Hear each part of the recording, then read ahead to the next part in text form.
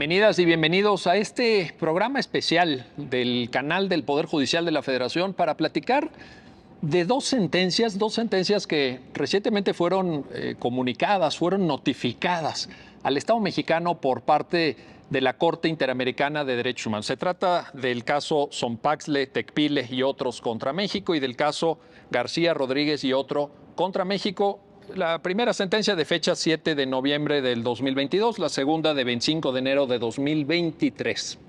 Y bueno, son pronunciamientos del Tribunal Interamericano que sin duda alguna generan reflexión, generan análisis, generan también, hay que decirlo, debate es natural en las cuestiones jurídicas. Y para entender el alcance de estas sentencias, cómo en primer lugar deben de ser entendidas y para ver el impacto que habrán de tener también en el ordenamiento jurídico interno aquí en México, pues le doy la bienvenida al programa al juez Eduardo Osorio Rosado. Bienvenido, señor juez. Muchas gracias, Miguel. Muy amable, gracias por acompañarnos. No, al contrario, gracias por la invitación. Y también le doy la bienvenida a la magistrada Lorena Pérez Romo. Magistrada, un gusto recibirla en este programa especial. Muchas gracias, Miguel. Qué gusto, Eduardo, de coincidir hablando de este tema tan importante. Agradecer también al director de Justicia TV, al director Ernesto Velázquez Briceño por esta oportunidad en estas magníficas instalaciones y además también en el canal del Poder Judicial, que es un canal de divulgación de una cultura legal, de una cultura legislativa. En eso estamos. A ver, magistrada, le pongo un primer tema para entender el alcance de las dos, porque en las dos se analiza esta cuestión que le quiero plantear. El arraigo.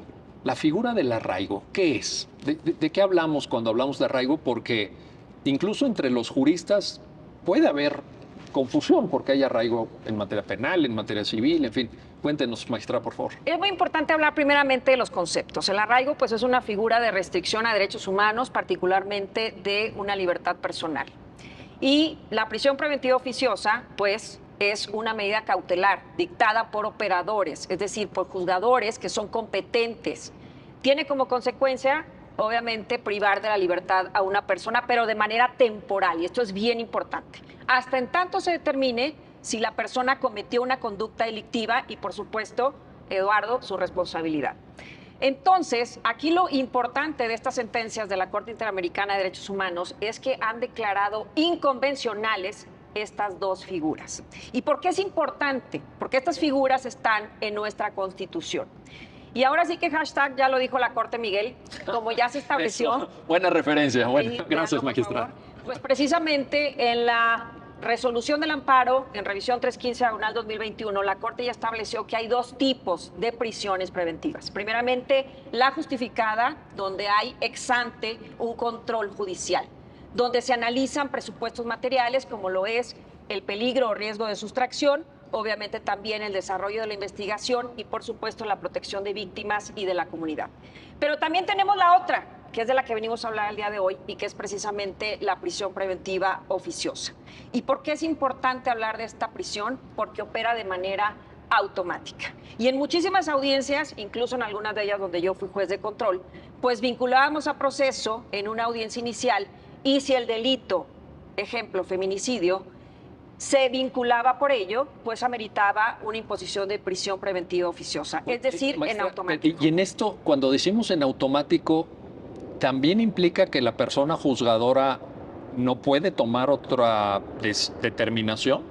Pues precisamente estas sentencias nos fincan ahora con esta inconvencionalidad un reto de análisis, porque ya nos dijeron que en automático es inconvencional. Pero aquí el reto es cómo lo vamos a llevar a la práctica por todos los operadores del sistema en esta independencia judicial y hay que decirlo, en esta diversidad de criterios. Que es propia también de un Estado constitucional y democrático de derecho, ¿no? Porque a mí me parece, magistrada, señor juez Eduardo Osorio, pues que también esa independencia judicial es interna al Poder Judicial. Es hacia adentro del Poder Judicial, que tengan criterios.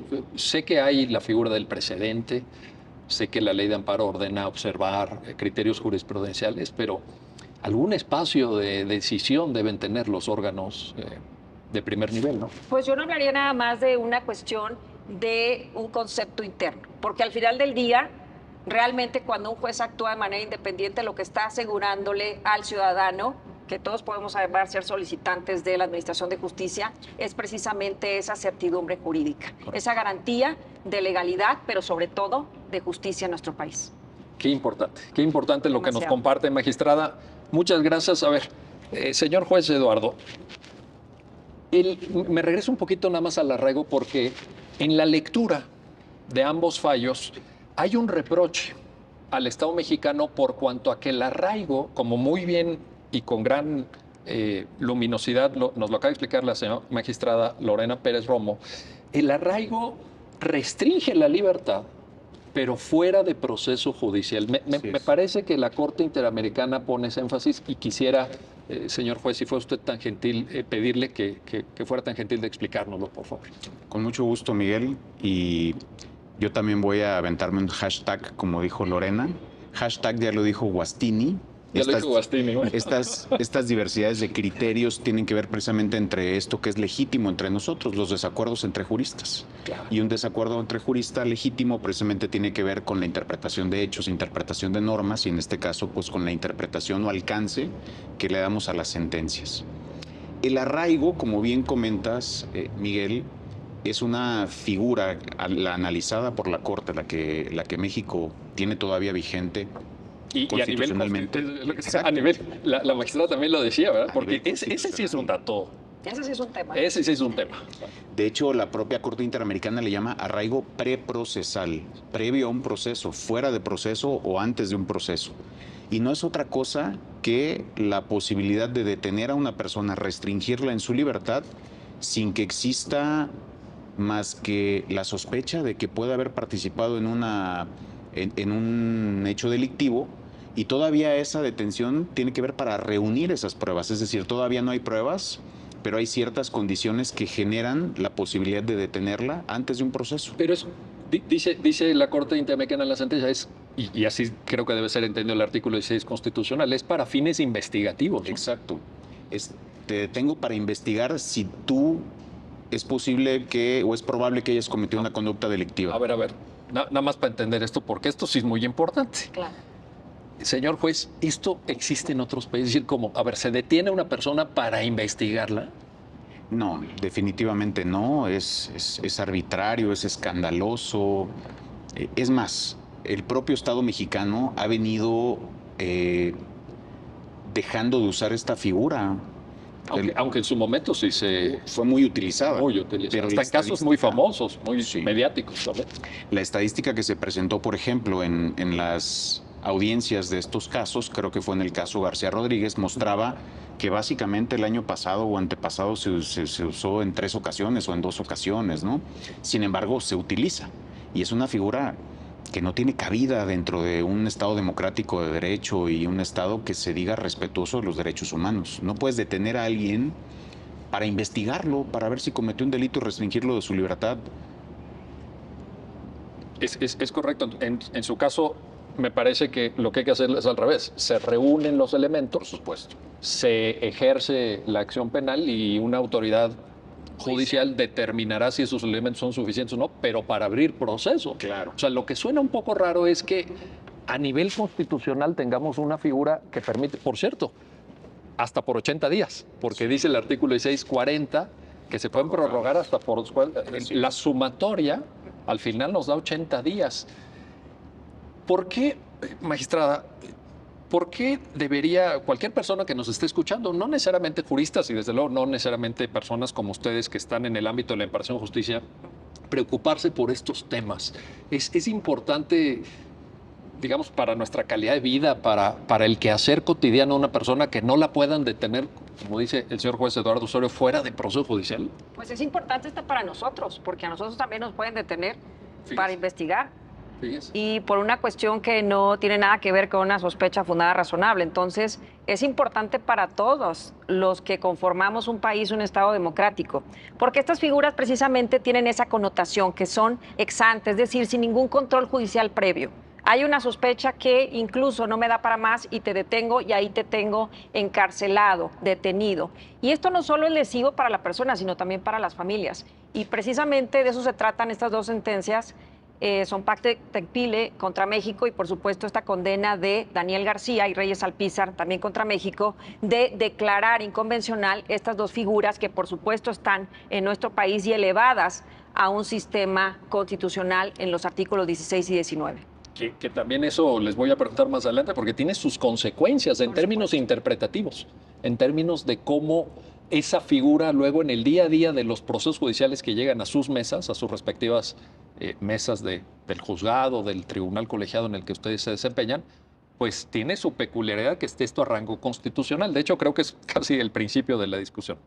A ver, les planteo un tema que está en ambas sentencias y que me parece que también debe llamar nuestra atención, el derecho a la defensa. ¿Qué pasa?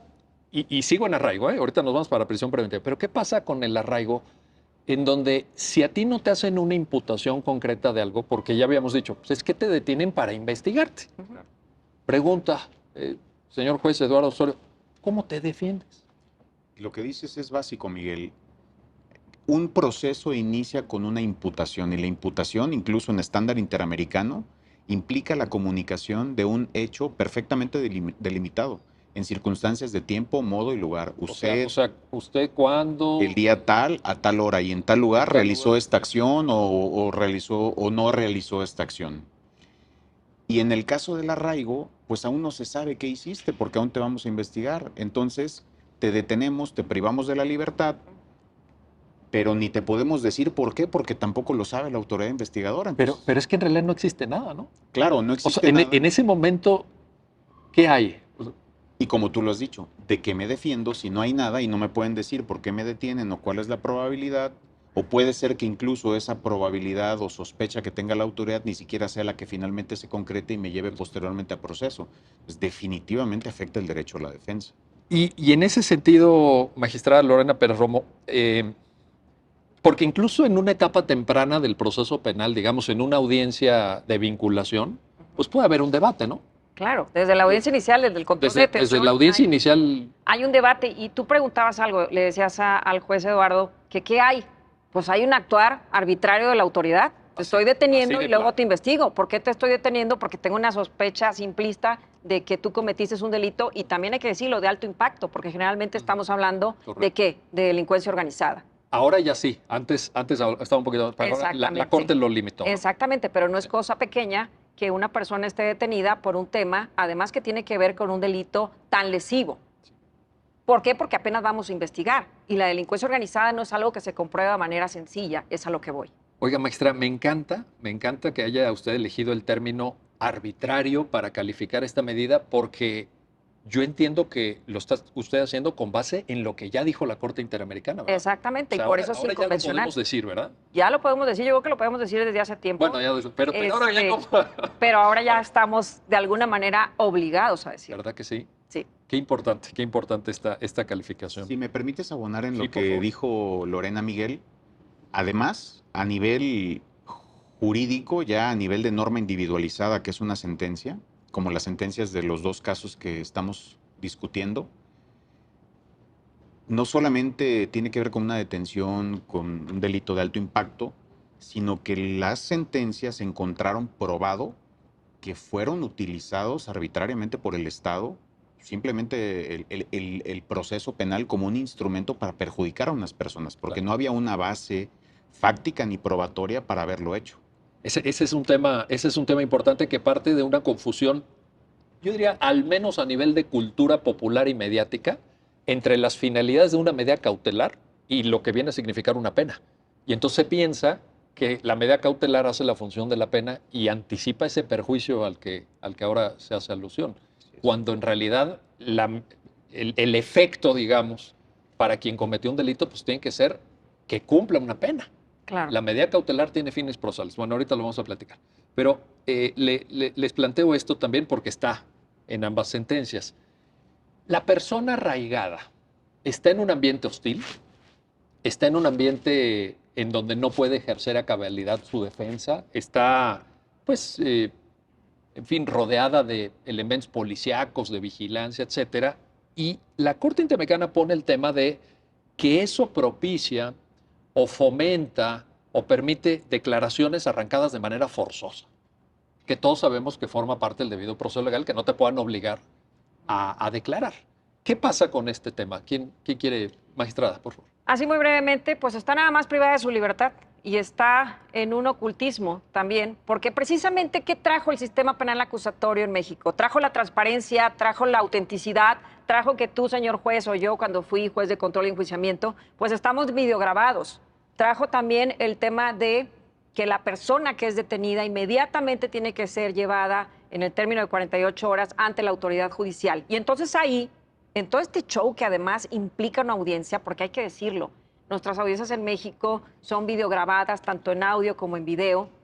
Pero es bueno eso, ¿no, magistrada? Es lo más auténtico que hay Sí? y es lo más transparente. El actuar del juez está siendo juzgado por todos porque las audiencias son públicas. Entonces, ¿qué es lo que tiene en contraste? Que el arraigo es completamente una privación oculta en un secretismo que obviamente lo que más afecta es el ejercicio de una defensa adecuada. Pero también hay que decirlo, ¿quién va a restituir el tiempo que la persona estuvo detenida y privada de su libertad en estas condiciones? Y si le dicen, porque esta es una pregunta muy buena, si te vamos a detener para investigarte. Oye, ya te investigamos, ¿qué crees? Pues que no. No hay elementos para el ejercicio de la acción penal. Usted disculpe. Oye, ya llevo 80 días arraigado. Son violaciones que se consuman de manera irreparable. No hay manera de restituir a la persona, sí. Y no hay manera de restituirles en el tiempo que estuvieron sometidos a actos que dañaban su integridad personal, su desarrollo psicoemocional, su libertad y otros derechos. Y como tú dices, creo que en los casos se quiso plantear como que los centros de arraigo son bastante cómodos, se planteó que eran hoteles o exhoteles, y se quisieron plantear como no ambientes hostiles, pero desde que una persona está privada de su libertad, sin saber por qué está privada de su libertad, exactamente de qué se tiene que defender, pues aquí viene algo muy natural. El ser humano, con tal de salir de esa situación, puede incurrir en la actitud desesperada y sobre todo si la autoridad que investiga le dice, si tú dices esto, te sacamos, pues yo digo eso, pero para salir, no porque yo lo haya hecho. Entonces, ese ambiente de hostilidad conlleva a un sufrimiento que puede derivar en la emisión de declaraciones que no correspondan a la realidad, sino que lo hagan con motivo o para salir del sufrimiento en el que se encuentran. Sin duda alguna, y me quedo con dos expresiones de ustedes. La primera, que dice muy bien la magistrada Pérez Romo, es un acto arbitrario.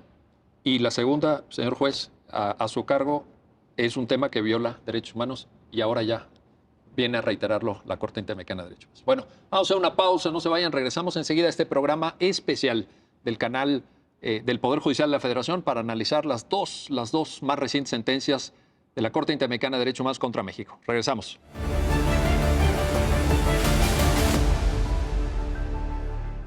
Ya estamos de vuelta, ya estamos de regreso en este programa especial del canal del Poder Judicial de la Federación para platicar de dos sentencias muy importantes, la del caso Sonpaxle, Tecpile y otros contra México y la del caso García Rodríguez y otro contra México. Sentencias de la Corte Interamericana de Derechos Humanos que han sido recientemente comunicadas, han sido recientemente notificadas al Estado mexicano y que pues tocan temas de gran relevancia como nos lo están explicando nuestros invitados. Y bueno, quiero regresar con usted, señor juez Eduardo Osorio, porque entiendo, y ahí es donde le pido que nos ayude a comprenderlo bien, que usted tuvo un papel precursor en esto. Es decir, estas sentencias se notificaron recientemente, pero usted desde antes ya tenía un criterio innovador o de vanguardia. No sé si, y no lo sé, ya nos lo explica usted, si acompañado o no por algunos de sus compañeros del Poder Judicial de la Federación o por instancias superiores, pero en todo caso usted, en ejercicio de su criterio, ya había considerado alguna cuestión inconvencional. Cuéntenos, por favor. Sí, así es, Miguel. Y tiene mucho que ver con un aspecto que se comenta en la sentencia del caso García Rodríguez, que tiene que ver con la autonomía o independencia y cómo una previsión constitucional o legal llega a tener una interacción o intromisión con esta capacidad de los juzgadores de decidir el estado en el que va a quedar una persona en un proceso. Y esto es exactamente lo que me sucedía a mí. En el Poder Judicial de la Federación soy juez desde 2015, tuve la fortuna de egresar junto con Lorena de un concurso especializado en proceso penal, pero las necesidades del servicio me llevaron a un juzgado de amparo, a un juzgado mercantil federal, 3 años, o sea, 3 años centro de justicia, juzgado de amparo, juzgado mercantil, y después volví en agosto de 2021 al sistema.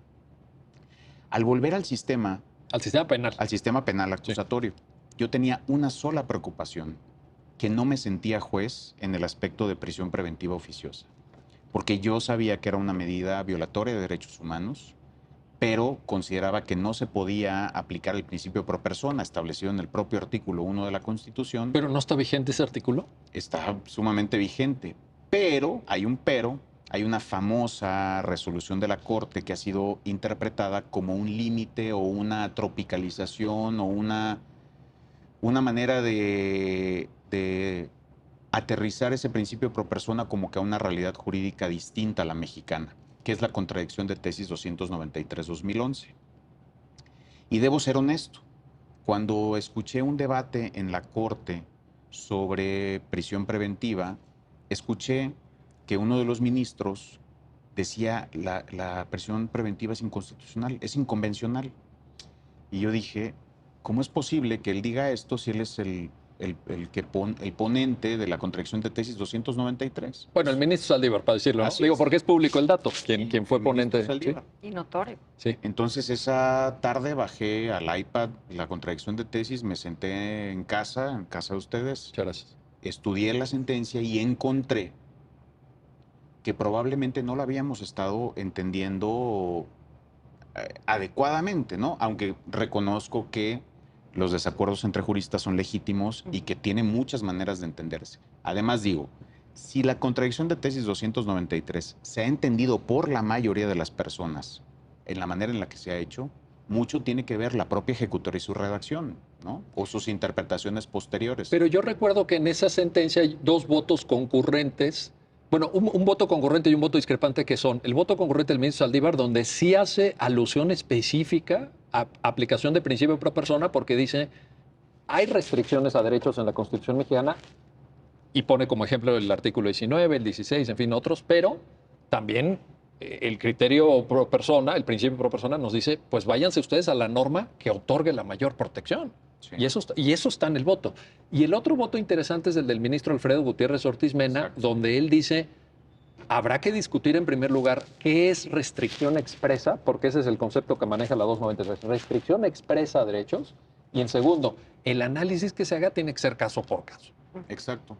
Eso dice en su voto el ministro Alfredo Gutiérrez, ¿verdad? Pero también hay otro voto interesante, el de la ministra Sánchez Cordero, que dice que el tema de restricciones tiene que entenderse porque fueron reformados en 2011 tanto el 1 como el 29, y que hay un sistema, es un sistema de restricciones de derechos humanos y fundamentales y sus garantías establecido en el artículo 29, que opera a través de el presidente de la República, con aprobación del Congreso, puede determinar que para hacer frente a cierta situación, como puede ser una invasión, una perturbación grave de la paz, o incluso la propia pandemia que ya vivimos, puede provocar la necesidad de restringir un derecho humano o una garantía en un territorio o en todo el territorio nacional. Entonces, este voto de la ministra Sánchez dice, estas restricciones, ¿a qué se refiere? No la Constitución, sino la contradicción de tesis 293 deben ser las del 29, las de estado de emergencia o excepción o alarma. Que ahí pongo una notita de página con toda humildad. Yo no estoy seguro si las del 29 son restricciones o suspensión de derechos, que es diferente. Las restricciones, desde mi punto de vista, están incorporadas a cada derecho, como lo hace la Convención Americana, por cierto, pero lo del 29 para mí es suspensión, pero bueno, eso también daría para otro programa y podríamos debatir. Magistrada, en el ánimo de legitimar las discrepancias, las diferencias entre juristas, ¿comparte este criterio? Mira, yo no voy a comprometer criterio porque yo, a diferencia de Eduardo, no resuelvo en unitario. Yo resuelvo en un tribunal colegiado donde somos 3 personas y cada quien con independencia y 3 criterios que pueden ser incluso divergentes, pero votamos por mayoría o por unanimidad. Pero sí me gustaría someter a debate en esta mesa de análisis y en esta divulgación legislativa, pues el tema correspondiente a la 293, pero sobre todo relacionado con que ya, como tú lo dijiste, del 12 de abril tenemos una comunicación, una notificación de una sentencia que dice la prisión preventiva oficiosa en México es inconvencional. Y la pregunta aquí es, ¿qué vamos a hacer el día de hoy? Por ejemplo, Eduardo ya muy respetablemente tiene un criterio que tiene tiempo ya, como él lo explicó, llevándolo a cabo y diciendo es inconvencional y haciendo las audiencias de una manera. Pero también muchos operadores del sistema penal en nuestro país pueden pensar diferente. Y entonces lo que pueden decir es, a ver, esta sentencia del caso Daniel García y Reyes Alpizar contra México, si bien es cierto, nos condena, y es importante decirlo, se condena al Estado mexicano, no se condena al Poder Judicial, ni es el Poder Judicial Federal quien tiene que salir avante. A ver, ahí hay un tema muy importante para entender esto. Entonces, Sí. esa comunicación, esa notificación que la Corte Interamericana de Derechos Humanos hace a los representantes acreditados ante ella del Estado mexicano involucra a toda la estructura federal, estatal, etcétera, ¿no? Nos involucra y nos obliga, Miguel. Pero pienso en fiscalías, pienso Nos en poder involucra ejecutivo, y nos obliga. pienso en poder legislativo. Por supuesto. Sí, ¿verdad? ¿Sí estamos todos. claros en eso? Eso es lo importante, porque cualquier otro juez con un criterio también respetable puede decir, no, para mí todavía no aplica, porque la Corte dijo, hay que adecuar la normatividad. Y no cualquier normatividad, hay que adecuar la Constitución. Y esto es bien trascendente, porque es la primera vez que se nos dice hay que adecuar la Constitución incluso a este tema de la inconvencionalidad de una prisión preventiva oficiosa. Bueno, ahora ya es la segunda vez con esto, pero a ver, nada más para Pero tener yo claro estoy esto. refiriéndome específicamente a adecuar nuestra Carta Magna Sí. a esta normativa de la convencionalidad. Y esto es importante porque también este juez puede decir, existe la 293, que es una tesis de contradicción 2011, donde habla de restricciones. Y si bien es cierto, hay una reinterpretación por parte del juez Osorio, en una interpretación a lo mejor literal podríamos decir, es que está hablando de restricciones en general que contempla nuestra Carta Magna, nuestra Constitución. Es decir, aquí la pregunta sería, ¿quién es el último intérprete en nuestro país? Porque ya la Corte Interamericana dijo que de la Convención, pues son ellos. Pero aquí en nuestro país, ¿quién es el último intérprete de estas restricciones o limitaciones a derechos humanos que, por supuesto, se encuentran en nuestra Constitución? Y no únicamente en el 1 constitucional y en el 29, hablando de suspensión de garantías. Una orden de aprehensión incluso es una restricción a la libertad personal. Correcto. Pero se establece por qué Claro. requisitos de procedencia materiales se puede, obviamente, emitir esta orden de aprehensión, o una prisión preventiva justificada que sí es convencional. A ver, hay varias cosas ahí. Dejemos claro un punto, yo creo, y es muy importante, la propia Corte Interamericana lo dice. No es que no se pueda privar de la libertad a una persona, Por supuesto. ¿no? Claro. En eso, para que nadie... Reconoce como válido el uso de la prisión preventiva, Preventiva, no la oficiosa. pero sí la preventiva. Claro. Y hay precedentes sobre eso. Tampoco Sí, son estos casos los extenso. primeros. Por supuesto. Es una doctrina, Abundante. digamos, abundante. Primer punto, pero me voy a otro punto, maestra, que usted plantea con mucha claridad y quisiera que nos ayudara a abundar y a entender. A ver, recuerdo una muy famosa, muy citada idea de Ronald Dworkin que alguna vez escribió que el derecho se escribe como una novela, porque son como capítulos en donde el titular de un juzgado escribe el primer capítulo, eso se impugna y llega a un tribunal colegiado y el colegiado escribe el siguiente capítulo y luego llega a la corte y la corte dice, no, muchachos, miren, les faltó esto, etcétera. Y lo cuento por esto, maestra. ¿No será que aquí lo que tenemos es un capítulo nuevo? Porque yo también quiero traer a colación, en este mismo sentido, el párrafo 303 de la sentencia García Rodríguez y otro contra México, que dice que las autoridades judiciales, los órganos, las magistraturas y órganos vinculados a la Administración de Justicia en todos los niveles están en la obligación de ejercer ex oficio. Estoy leyendo literal la sentencia. Sí, correcto. Un control de convencionalidad entre las normas internas y la Convención Americana. Normas internas, por cierto, en donde no distingue si son leyes o si es la propia Constitución. Esto, para ustedes como personas juzgadoras, ¿no debería implicar una relectura incluso de la 293? Correcto, pero aquí ¿cómo vamos a releer la 293? Y ese es el tema. ¿Y quién la va a releer y quién la va a Ustedes, ¿no? interpretar? Ustedes. Por eso yo estoy preguntando a ustedes. Pero la pregunta es, ¿cada operador, en cada juzgado, en cada sala?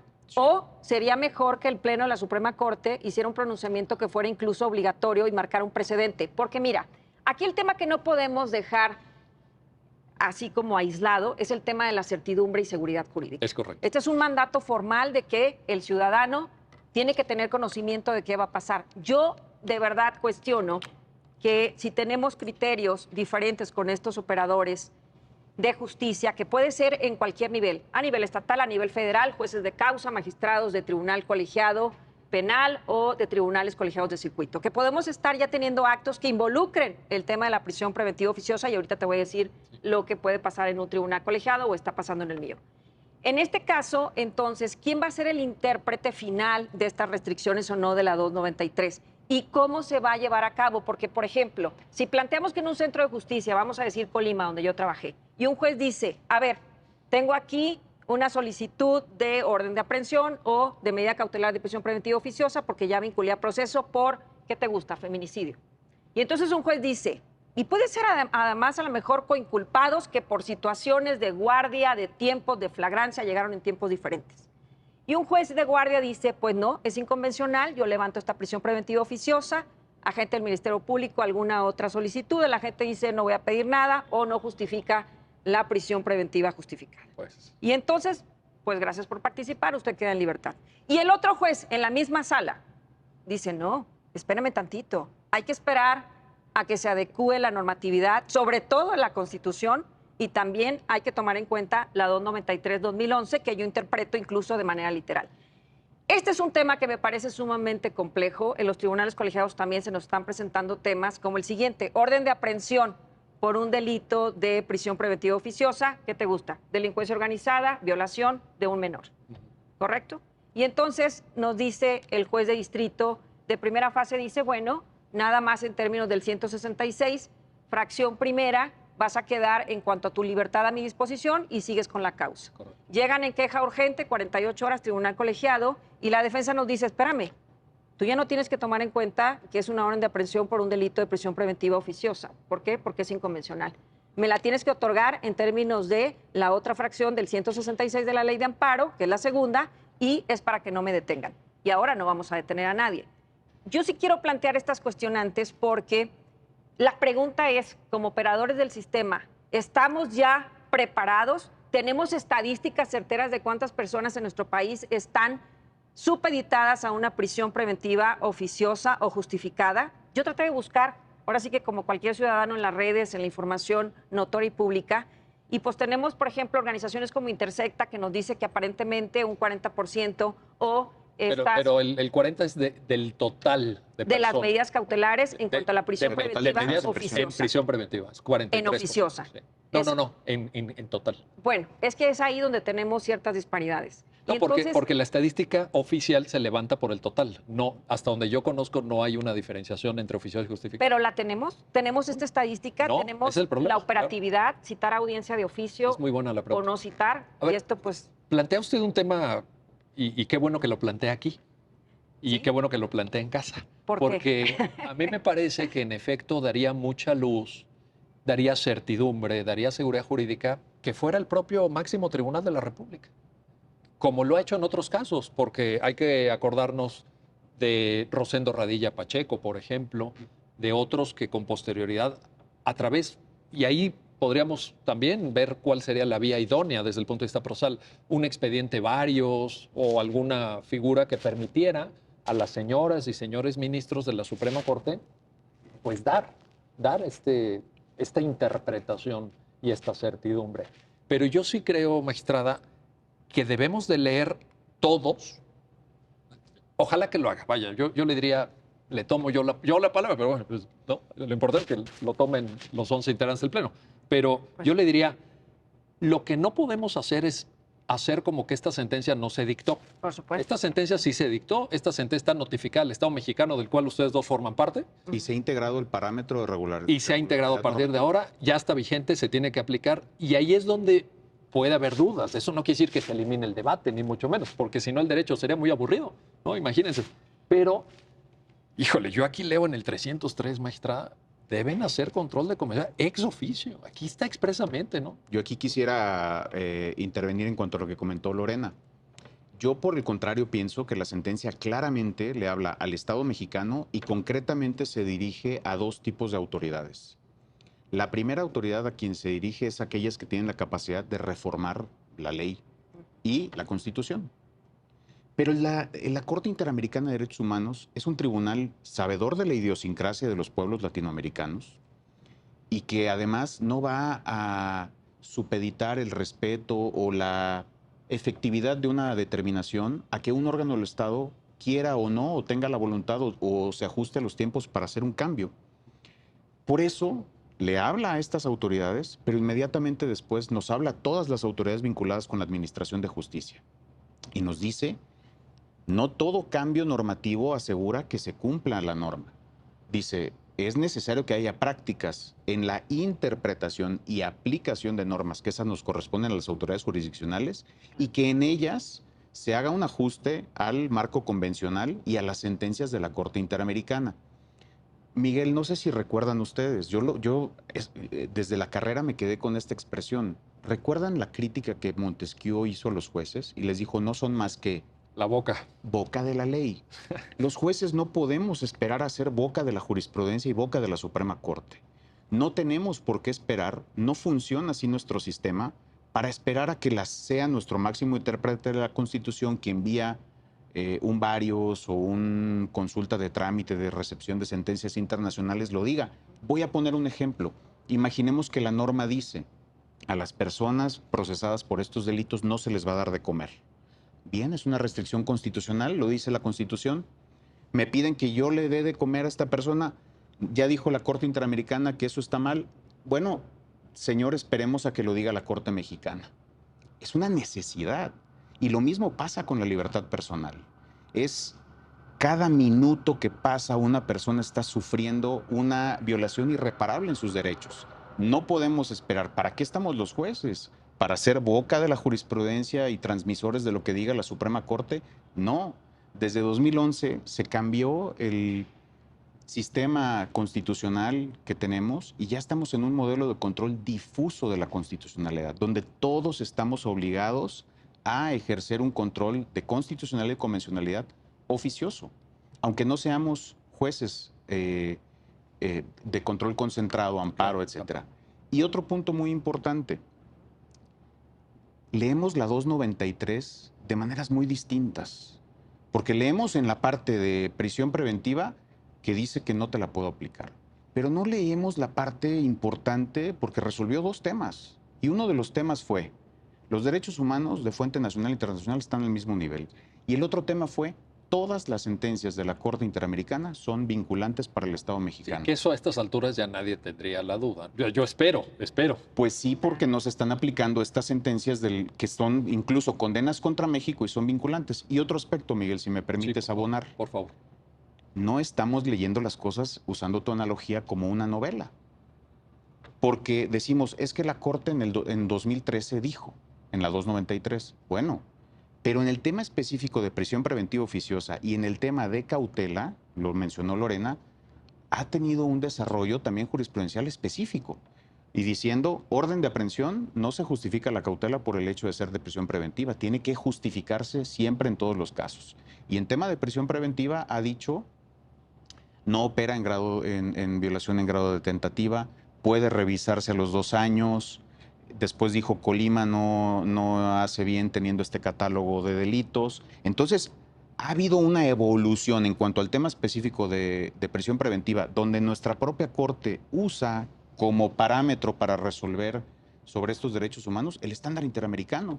Pues, pienso que es una lectura integral la que le debemos dar. Afortunadamente, diría yo, ha habido esta evolución. Ahora, nada más para apreciar antes de mandar a corte, decíamos la magistrada Pérez Romo y yo, me sumaría a su voto, magistrada, a su voto en este programa, que lo ideal es que la Corte conozca de este debate, vuelva el tema, porque por cierto, el tema ya estuvo, no solamente en estos presentes, sino recientemente, en donde se planteó el choque entre la necesidad de justificar el dictado de una medida cautelar caso por caso y la oficiosidad de que en el 19 constitucional dice todos los que estén por este delito para adentro automáticamente.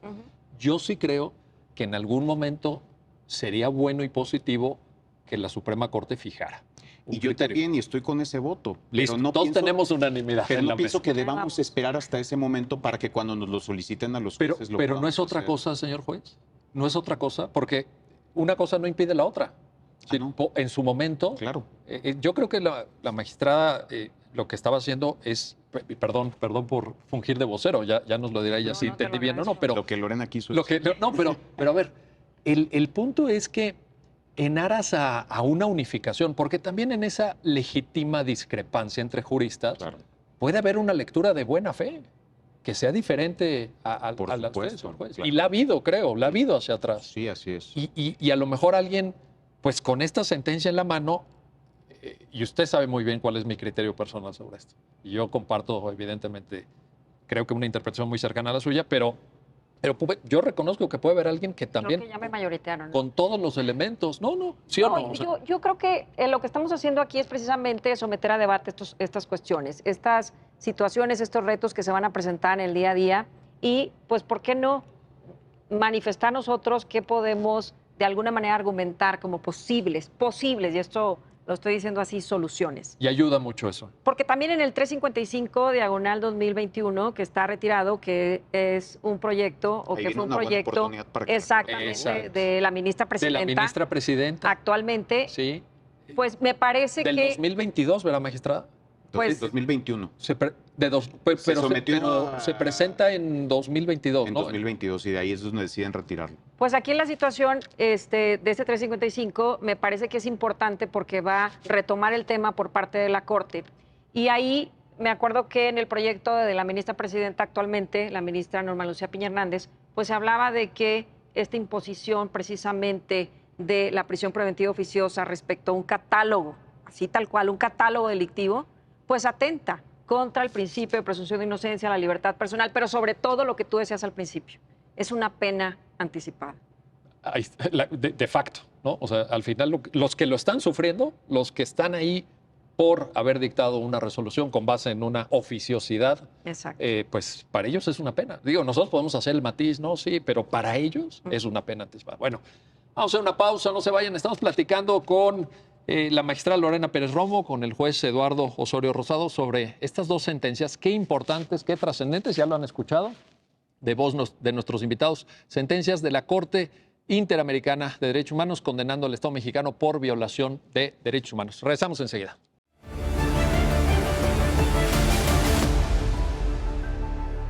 Ya estamos de vuelta, ya estamos de regreso en este programa especial del canal del Poder Judicial de la Federación para analizar con nuestros invitados pues estas dos sentencias que marcan un antes y un después. Me atrevo a decir que son fallos históricos de la Corte Interamericana de Derechos Humanos contra México, el caso Sonpaxle, Tecpile y otros contra México, de fecha 7 de noviembre del 2022, y el caso García Rodríguez y otro contra México, de fecha 25 de enero de 2023. Bueno, quiero regresar con usted, señor juez Eduardo Osorio, porque, en fin, habíamos conversado de que la sentencia está notificada al Estado mexicano, del cual ustedes forman parte, desde luego. Entonces, pues, ¿qué sigue?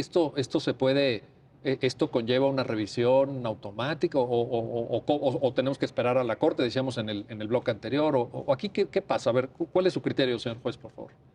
Bueno, la manera en la que yo lo entendí, como hay que hacer un control de convencionalidad oficioso, y además hay un estándar interamericano del que se habla poco, que es que estamos obligados a hacer una revisión periódica de la prisión para verificar si se cumplen las razones por las cuales fue impuesta.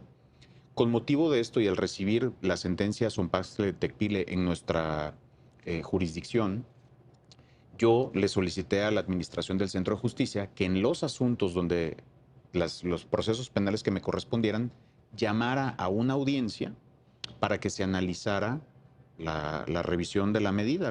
O sea, en aquellos casos en donde hay medida restrictiva de la libertad dictada con carácter oficioso. Sí. ¿Por qué? Dirán, bueno, Eduardo, tú no dictabas prisión preventiva oficiosa. ¿Por qué tenías? Bueno, porque fui adscrito a otro centro de justicia y ahí tenía yo unos procesos donde por lo menos 20 personas o 20 procesos tenían prisión preventiva oficiosa.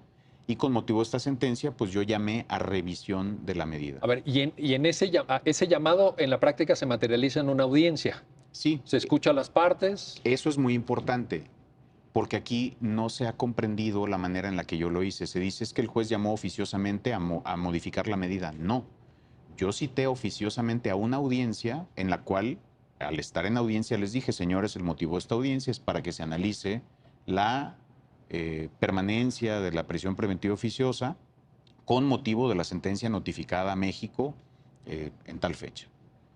otorgué uso de la voz a Fiscalía, asesores de víctimas y a defensa, y posteriormente resolví.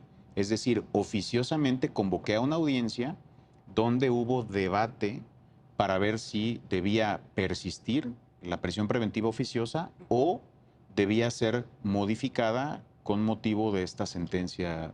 Primero son partes. Estas audiencias ya acontecieron. Ya acontecieron. Están grabadas. Sí, efectivamente. ¿Nos puede usted compartir el sentido de algún fallo en general sin hablar de algún caso específico? Sí, por supuesto. Porque es público, lo pregunto porque es público. Sí, por supuesto. En todos y cada uno de ellos decidí, después de haber escuchado a la Fiscalía, asesores y a defensa, que a pesar de los argumentos que Fiscalía y asesores jurídicos hicieron, la prisión preventiva era inconvencional. Oficiosa. La oficiosa. Entonces, después de explicar todos los parámetros que no se tomaron en cuenta para emitir este tipo de prisión y que por tanto contravenían o contravienen las sentencias, no solamente las condenas contra México, sino las que ya había contra otros países, entonces con motivo de eso determiné que la prisión preventiva oficiosa era inconvencional y decidí levantarla. Inmediatamente después de levantarla, le dije a la Fiscalía, en este momento le otorgo el uso de la voz para que usted justifique si hay necesidad de cautela, porque me parece también que aquí hemos pasado como a discutir, levanto la oficiosa y de inmediato doy uso de la voz para ver si se pone la justificada. No, la justificada es una medida cautelar y como medida cautelar solo puede tener cabida si se justifica la necesidad de cautela. Es un paso previo a discutir una medida cautelar. Entonces lo que hice después de levantar la prisión preventiva oficiosa, le dije al fiscal, ¿tiene usted elementos, indicios razonables en su investigación, datos objetivos que establezcan que se actualiza cualquiera de los 3 riesgos establecidos en el Código Nacional, de sustracción de la acción de la justicia, riesgo de obstaculización del proceso o riesgo contra la víctima, la sociedad o alguna de las partes? Y ellos debatieron y justificaron o argumentaron razones por las cuales consideraban que estaba justificado. Sin embargo, en el 98% de ellas, 99, consideré que no estaba justificada. Había una necesidad de cautela justificada, pero no se justificaba que la prisión preventiva fuera la medida idónea, proporcional, necesaria.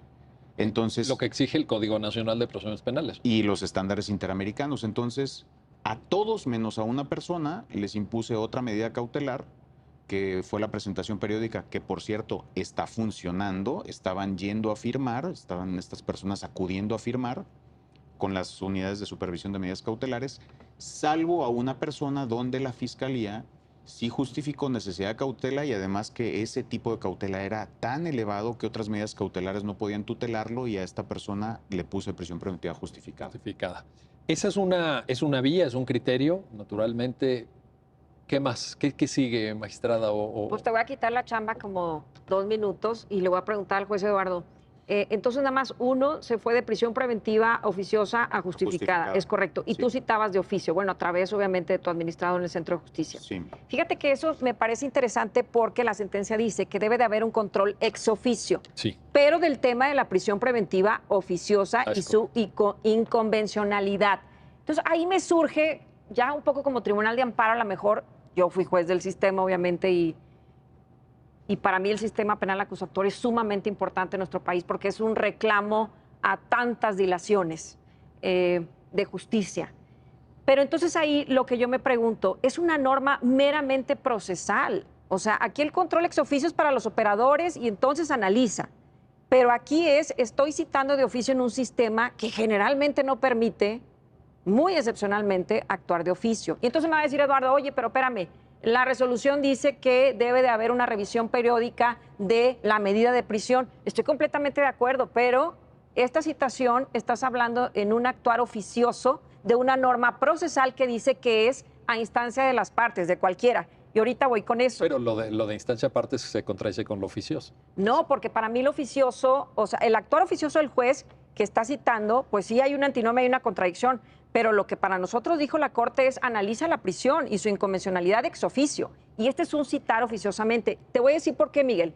Porque me llama la atención que diga que de todos los casos solo hubo una prisión preventiva justificada y para que todos estemos en la misma premisa, ¿qué es lo que pasa cuando se solicita una revisión de medida o el juez la cita de oficio, que a mí eso me parece excepcional? no estoy diciendo que incorrecto ni nada, porque sabemos que sobre esto todavía no hay verdades absolutas. El tema aquí es que me parece que también hay un derecho de la víctima a oponerse, pero una citación es en 48 horas. Eso se le escucha. Es que son dentro de 48 horas, cuando tú citas o una parte te pide la revisión de la medida, tienes que fijar audiencia dentro de 48 horas. Y eso me parece importante porque me dice, ningún agente del Ministerio Público en el 99.9 de los casos pudo justificar la prisión preventiva justificada. ¿Y qué pasa también con las víctimas? ¿Tienen suficiente tiempo para preparar su oposición ante un tema tan delicado como lo es un feminicidio, una violación, etcétera, etcétera? Déjeme, maestra, poner una perspectiva adicional en la mesa para entender esto. Nada más para ponerla.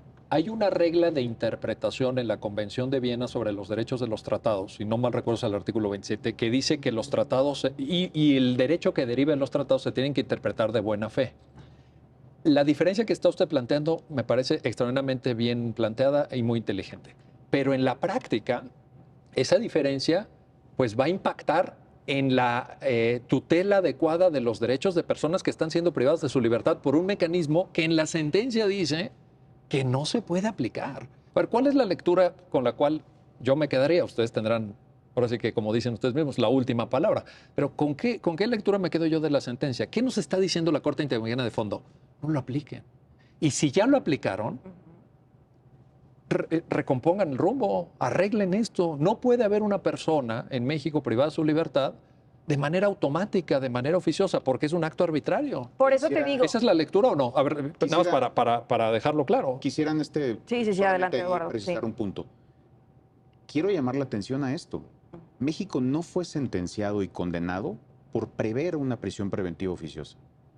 Fue condenado porque una de sus autoridades la aplicó. Correcto. Sí, porque es de caso concreto. No es control abstracto también, claro. No, pero lo interesante es que aquí vulnera derechos humanos, estándar interamericano, parámetro de regularidad normativo, quien aplica la prisión contra estos estándares. Permite que se siga aplicando. O permite que se siga aplicando. Vayamos a otros absurdos. Llegamos a tener noticia, nadie nos lo pide, que no le están dando de comer, soy juez de ejecución, no está teniendo comida, está en calabozo, tiene tortura. Pues ni modo que me lo pidan. Oye, no, yo voy a llamar oficiosamente para ver si está sucediendo esta situación. Están sometiendo a tortura a esta persona. Tengo noticia, como juez tengo responsabilidad en caso de tortura. Desde que un juez tiene noticia o cualquier autoridad tiene noticia, tiene que actuar. Esta es una excepción al principio acusatorio. Pero ese tiene noticia llega por una de las partes, ¿o cómo llega ese tiene noticia, cómo llega?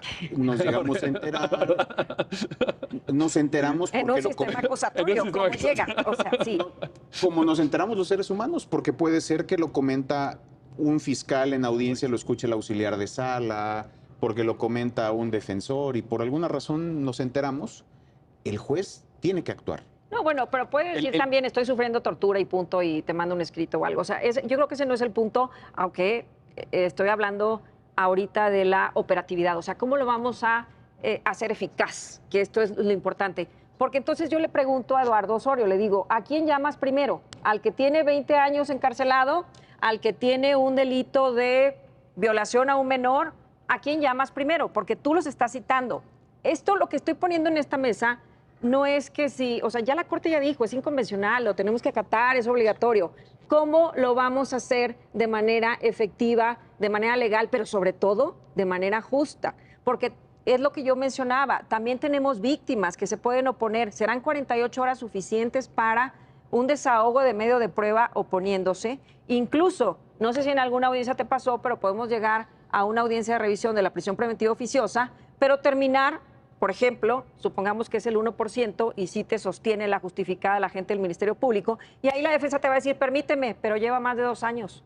Y ahora analízame si se interrumpió porque hay un acto de defensa que se entorpeció, si se interrumpió por una negligencia de las autoridades, y por supuesto que ahí tenemos que entrar al análisis incluso de la complejidad. ¿Están las víctimas en ese tiempo también preparadas? ¿Está la gente del Ministerio Público? Porque bajo el principio de concentración y en tratándose de libertad, y como lo está poniendo Eduardo, que no estoy diciendo que sea correcto o incorrecto, simple y sencillamente cómo vamos a ajustar eso, me parece que también es un tema importante, porque no te olvides que en nuestro país la gente que está en reclusión generalmente son los olvidados, generalmente es la gente que no cuenta con los recursos, que no cuenta con unos abogados tan capacitados a lo mejor en estos temas. Entonces, a mí lo que me preocupa es esa gente. ¿Y cómo decide Eduardo entonces a quién llamar primero en esta citación oficiosa? Lo que dice Lorena. Por favor. Gracias. La primera, sí. No llamemos entonces en 48 horas, llamémoslos en una semana o 2 semanas o en el tiempo que le parezca prudente al juez o a cualquiera de las otras partes,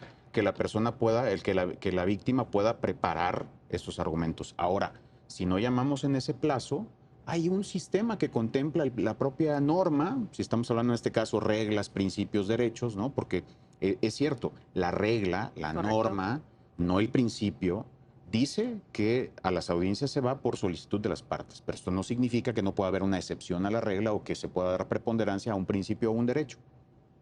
Si llamamos en 48, no pudieron preparar las víctimas o la fiscalía esta información, el propio código contempla un sistema.